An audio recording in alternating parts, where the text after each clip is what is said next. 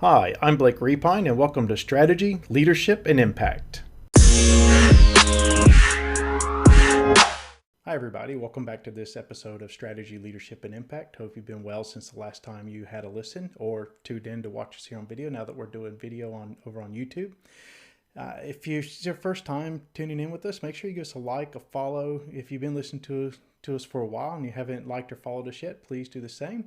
And if you really enjoy it, make sure you give us a share as well. So if you share it, it allows more people to be able to listen to the information that we're giving out, and who knows who you might have to be able to make a difference in someone's life. Also, if you have a topic that you'd like to hear from me about or hear my point of view on, feel free to email me at blakerepine@gmail.com. You can also connect with me on LinkedIn. Again, just search my name, Blake Repine. I'm the only Blake Repine on LinkedIn. As far as I know, there's no ghost accounts out there or anything like that. And just send me a message and let me know what it is you'd like to hear from me about. A couple of really good things coming up. So the 25th of November, the Australian Business Book Awards are being announced. So they're doing a virtual ceremony. Again, my book, Soldier to Executive, Applying Army Leadership Principles in the Corporate World, is being considered in 3 different categories. So, fingers crossed. Hopefully we do fairly well at that event. But again, we'll see on the 25th of November. We'll find out. So just over a month away until that's going to be announced. Also, I've started back my PhD again.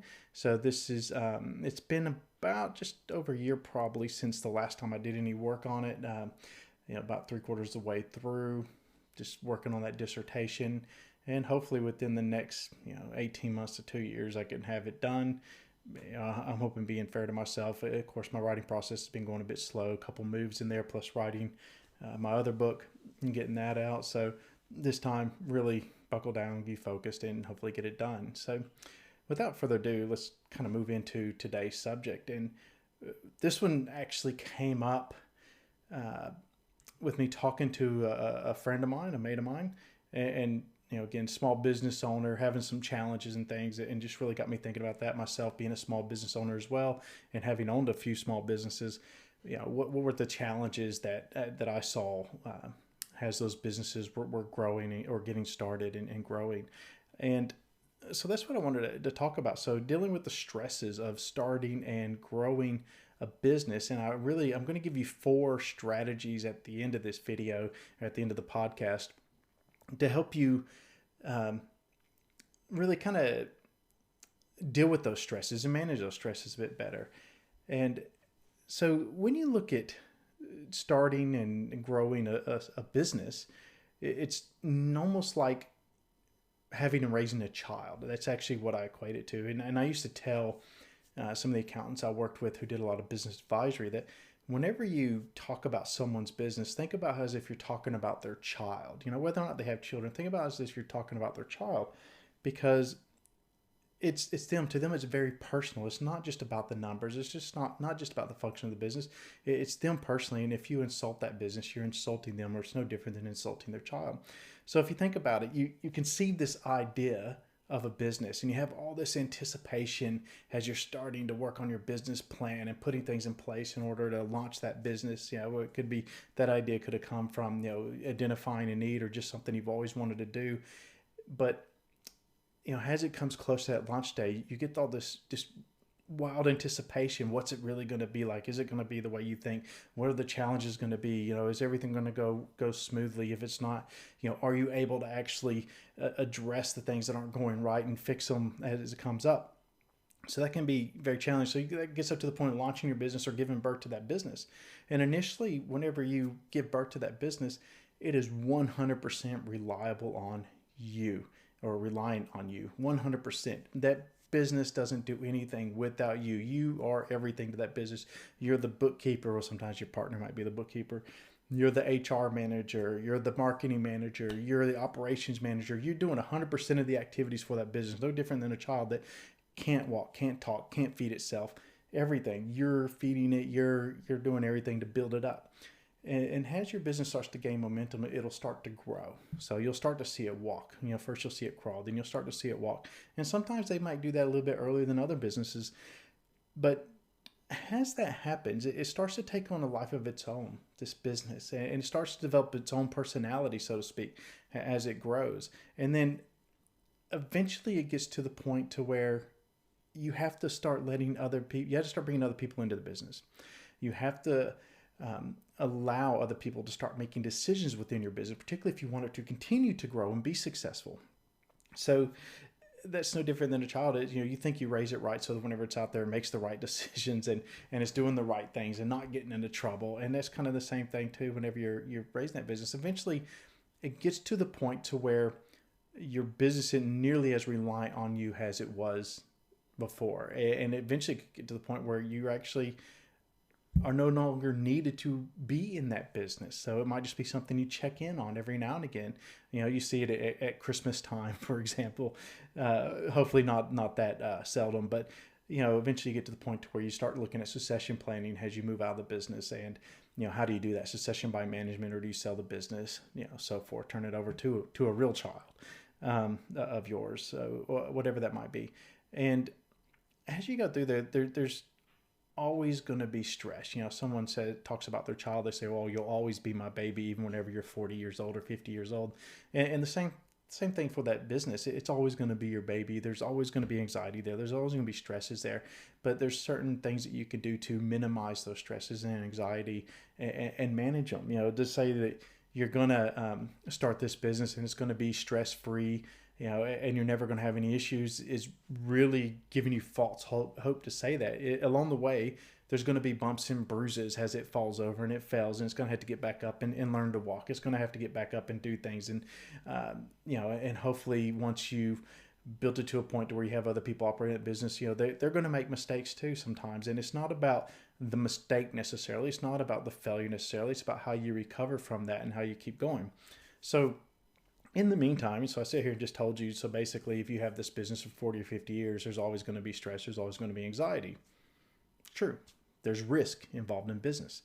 So how do you manage that? So step number one, this is out of the 4 steps I give you. So step number 1 is get expert help or expert advice. So a lot of times you'll go out, you may use a solicitor to establish your business and put it in some sort of structure. And most of the time, though, you're going to have a bookkeeper. You may or may not. It could be, again, I've seen a lot of small businesses where one partner is working in the business and the business totally reliant on them, and then the other partner is the bookkeeper. But get yourself an accountant. Get yourself a good bookkeeper. Get yourself a good accountant. Get that financial advice. But a lot of times that's where the advice stops with a lot of businesses I work with. You got to remember that there's a lot of other experts out there that can give you advice, even in your small business, whether it be legal advice, going to see your solicitor or lawyer. It could be HR advice. There's a professional body. In North America, it's SHRM, the Society of Human Resource Management. Here in Australia, it's the Australian Human Resources Institute. Go to one of their members. Find someone who works in that area that could give you advice, particularly as your business grows and you start to employ people. Again, your accountant's going to be key in that as well. But also there's a lot of business coaches out there too. And, the word coaching, consultant, whatever, a lot of times it has bad connotation to it, or it turns people off to hear that term. But, these are people, they're running their own business. But they come in, a lot of times it's not necessarily about the advice that they're going to give you. They might not be an expert in your industry because you're the expert in your industry. But what they can do is help you actually navigate a way forward, or navigate a strategy, navigate to a point to where you're going to be successful, but then hold you accountable as well. And sometimes there's been so many business owners that I've worked with where it's around that accountability that really adds the value for them. They know where they want to take their business. They know what they want their business to look like. But it's making sure that they stay on track to get there, because they're so busy and you're so just snowed under with all this work and you're always worried about this stuff. Well, get that expert in, help them, actually let them work with you to design a way forward, and then let them hold you accountable. Give them permission to hold you accountable as you move forward. And you'll find a lot of that stress, it'll start to go away, and you'll start to see your business move forward. So, and the next thing is learn to let go and allow others to make decisions.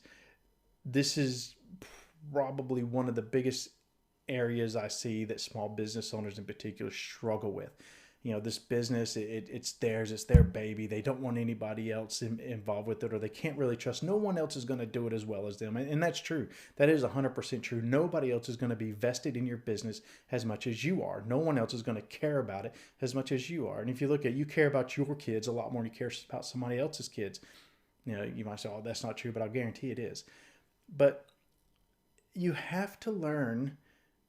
One, you have to identify what is okay for you to delegate and what are you comfortable with to delegate. And once you know what level you're comfortable delegating, go one more level below. It's going to be uncomfortable, but you'll learn to get comfortable with it and allow people. So one of the best things you can do in business is to work to make yourself redundant in that business, to where you no longer needed to work in that business. That'll be a business that's operating efficiently. That'll be a business that probably has good leadership in it. That'll be a business that has staff where they feel empowered. So yes, they're going to make mistakes. Yes, they're not going to do things to the high level like you are, but they can still do it to a high level. They can still make good decisions. And if they make decisions that aren't necessarily in line with what you think should have been made, then have a discussion about it. Don't discipline them for it, because they're more than likely they're doing what they feel like is in the best interest of the business. But you got to learn to let go. If you can't, that business is going to tie you down. It's going to weigh you down, and eventually you're going to get sick of it. But you have to learn sometimes to let go. That is one of the hardest things, and that is a mindset thing. That's not necessarily a process thing. That a lot of times it's not an operations thing. It is a mindset thing. You have to learn to let go. And then step number 3, or the third, not really steps, it was steps, I guess. Number 3 really is have a sounding board. Don't rely on expert advice, for someone down at the pub, your mates down at the pub who might not have ever run a business or whatever, but they could still be a sounding board. Sometimes you just need that one person that you can sit and talk to and unload a little bit. That's another thing too. It's a mental health thing. Just have someone that you can confide in and trust in, who's got your best interests at heart as well. It might not be that you need someone to give you advice back. You just need to vent, and that's all you need to do. And sometimes by venting, you can work out solutions. You can work through some stress that you're having, and it makes you feel a bit better too. And then the number 4 thing is find time for yourself. You start this business, and yes, initially it is going to take on so much of your time. You're going to wonder if you're ever going to sleep. You'll forget to eat, things like that. It's really going to take up a lot of your time. So you need to find a way to carve out some time for yourself. And one of the ways you can do this is actually through the use of, mindfulness. So being mindful about being in the moment. So when you're with your family, be with your family. Don't worry about the business for that half hour, an hour you're sitting down at dinner with your family. Actually bring them together at the table. Sit down, talk about your day, talk about what's going on. Talk to your partner, talk to your kids, talk to whoever's around you. If you're with your friend, be with your friend. Don't be sitting there on your phone the entire time worrying about your business. Your business is still going to be there, still going to operate. Now, if it's a crisis situation, of course, you will have to give your business that time. But you need to carve out this time. If you're working out, go work out. Don't worry about your business during that time. Of course, you probably get ideas and you probably will think about it, but find time for yourself. Find time whenever you're not actually thinking about the business. Like I said, practice mindfulness and actually be in the moment whenever you're doing other things. Be in the moment when you're with your business and in your business, and work on it hard. But whenever you're doing other things, spend time doing that. Only focus on those things. Be in the moment. And you'll find that you'll still worry about your business, but during those times you won't worry about it, and that will de-stress you to a point. So anyway, I'd really like to know, what are your thoughts on this topic? Do you have any strategies that you've used in the past in order to be successful? If you have, share them with me. I'll be more than happy to share them with everybody that listens and watches. And, of course, I will give you full credit for, whatever it is you send me. Again, if there's another topic you want me to talk about, make sure you contact me, blakereepine@gmail.com, or connect with me again on LinkedIn. We're also on Instagram and Facebook as well. Connect with us through one of those sources. Anyway, it's been great talking to you. I hope you have a great time, and we'll talk to you again soon.